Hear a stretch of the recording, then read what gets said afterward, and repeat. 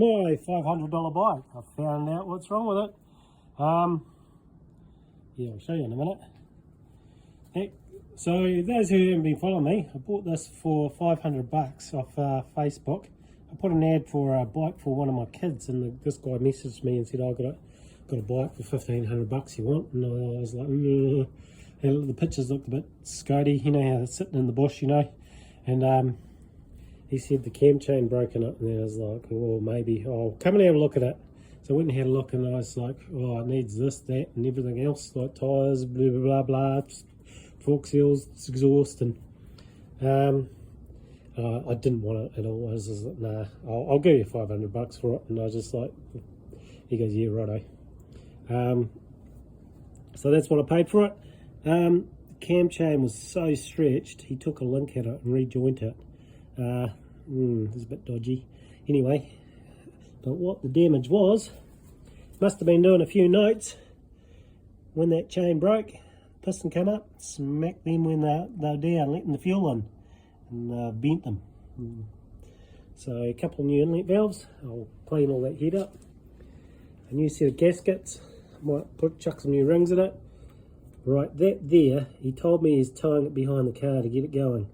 So obviously it wasn't going to go with them bent valves.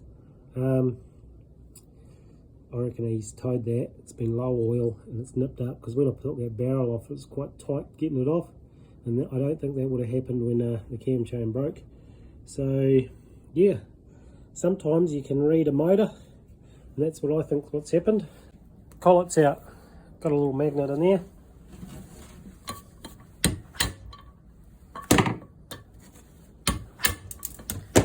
Didn't catch them. That didn't work. I've got them both, but don't mind the mess of the shed. Right, that's that one.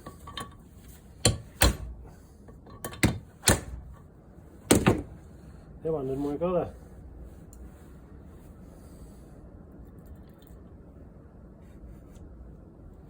Double springs on these. You ever putting them back, see how there's tidal coil at the bottom? Tidal coil goes to the bottom. Some do and some don't.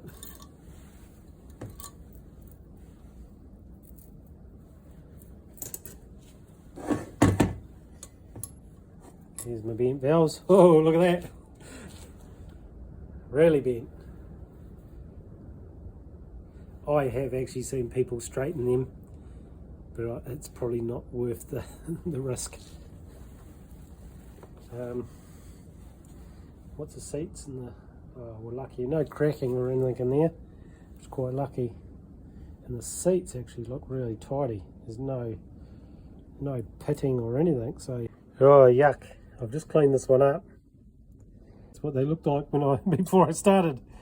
Yuck! So obviously there's a bit of water got into it, so probably need the carb cleaned as well. Yuck!